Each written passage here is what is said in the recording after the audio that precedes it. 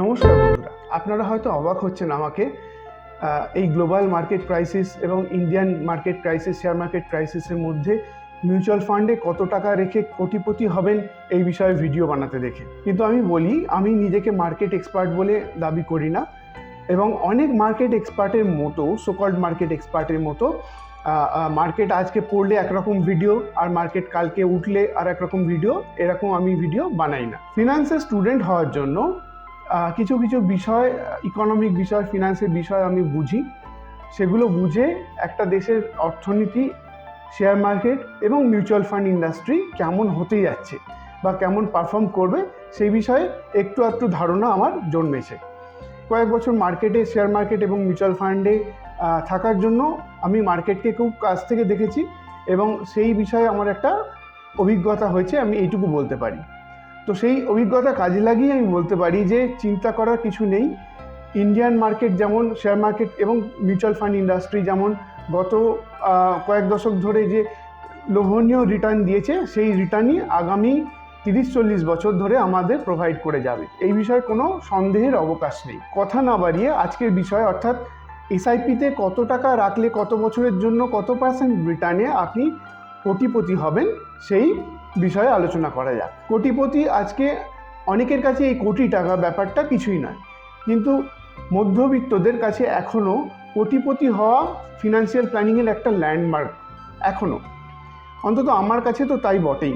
সেই জন্য আমাদের কাছে এটা খুব দরকারি প্রশ্ন এবং বিষয় যে কত টাকা মিউচুয়াল ফান্ডে পার মান্থ রাখলে এবং কত বছরের জন্য রাখলে, কত পার্সেন্টেজে রাখলে আমি একজন কোটিপতি হয়ে উঠতে পারবো at the end of the tenure. কোনো একটা মিউচুয়াল ফান্ড স্কিম, ভালো মিউচুয়াল ফান্ড স্কিম কত পার্সেন্ট রিটার্ন দেবে মিডিয়াম টু লং রানে, এটা হিস্টোরিক্যাল পারফরমেন্স কোনো গ্যারান্টি প্রোভাইড করে না, কিন্তু আমাদের হিস্টোরিক্যাল পারফরমেন্স একটা মিউচুয়াল ফান্ড স্কিমের একটা স্ট্রং রেফারেন্স বটে। আমরা পাস্ট থেকেই ফিউচারকে প্রেডিক্ট করি, কিন্তু পাস্ট ফিউচারের গ্যারেন্টি নয়, কিন্তু আমরা একটা রিটার্ন পার্সেন্টেজ অ্যাসিউম করে নিতে পারি যে ইন্ডিয়ান ইকোনমিক সিনারিও এবং মিউচুয়াল ফান্ড ইন্ডাস্ট্রির সিনারিও দেখে। তো সেই প্রেডিকশনকে কাজে লাগিয়ে আমরা বলতে পারি যে কোনো একটা ভালো মিউচুয়াল ফান্ড স্কিম যদি সিলেক্ট করা যায়, তাহলে মিডিয়াম টু লং রানে, অর্থাৎ 8 থেকে 15 বছরের মধ্যে বা 20 বছরের মধ্যে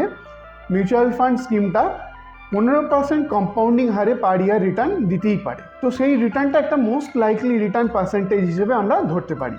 এবং আমরা যদি পাস্ট রেফারেন্স দেখি, তাহলে অনেক ভালো মিউচুয়াল ফান্ড স্কিম কিন্তু এই সময়কালে, অর্থাৎ 8 থেকে 15 বছর সময় যদি নেওয়া হয়, তাহলে 15% কেন, তার চেয়েও বেশি রিটার্ন কম্পাউন্ডিংয়ে প্রোভাইড করেছে। তো এবার আসুন দেখে নিই যে আমরা কত বছরে কত পার্সেন্ট রিটার্নে, কম্পাউন্ডিং রিটার্নে কত টাকা আমরা যদি ইনভেস্ট করি মান্থলি, তাহলে আমরা সেই 10 ইয়ারের শেষে একজন কোটিপতি হতে পারবো। তো একটি স্ক্রিন আপনাদের সঙ্গে আমি শেয়ার করছি, যে ক্যালকুলেটারে এক্স্যাক্টলি ক্যালকুলেট করা এই ফিগারগুলো, সেই ক্যালকুলেটারটা আমি সরাসরি স্ক্রিনশটটা দিতে পারছি না কপিরাইট ইনফ্রিঞ্জমেন্টের জন্য, কিন্তু এই রেজাল্টটা আমি এক্সেলে কপি করে সেই স্ন্যাপশটটা আমি আপনাদের সঙ্গে শেয়ার করছি। তো এই স্ক্রিনে দেখা যাচ্ছে ক্রোড়পতি থ্রু এসআইপি। এখানে কলামে, ফার্স্ট কলামে আমরা 4টে হেডিং দেখতে পাচ্ছি। প্রথম হেডিং হচ্ছে এন্ড ভ্যালু অফ ইনভেস্টমেন্ট, যেখানে 1 কোটি টাকা আমাদের 4টে ক্ষেত্রেই 1 কোটি টাকা টার্গেট অ্যামাউন্ট, টার্গেট কর্পাস।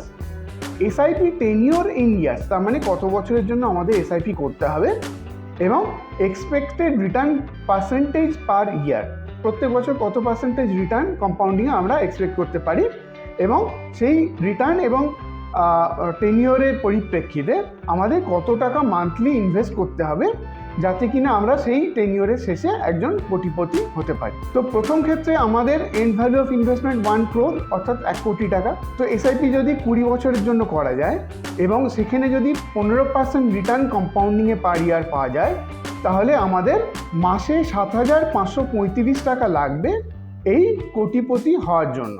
এই 15% সিএজিআর বা কম্পাউন্ডিং রেট অফ রিটার্ন আমি আগেই বলেছি, এটা মোস্ট লাইকলি রিটার্ন মিউচুয়াল ফান্ডের ক্ষেত্রে মিডিয়াম টু লং রানের জন্য।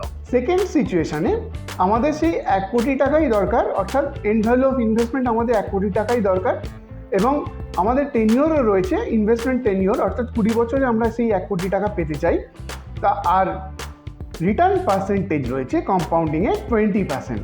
তো এখানে যদি আমরা খুব ভালো একটা মিউচুয়াল ফান্ড সিলেক্ট করি স্কিম, এবং সেই ফান্ড বা সেই স্কিমটা যদি খুব ভালো পারফর্ম করে, অর্থাৎ আমাদের আশার চেয়ে অতিরিক্ত পারফর্ম করে এবং 20% রিটার্ন পার ইয়ার কম্পাউন্ডিংয়ে দেয়, তাহলে আমাদের মান্থলি এসআইপি নিড হবে, অর্থাৎ মাসে এসআইপি করতে হবে মাত্র 4038 টাকা।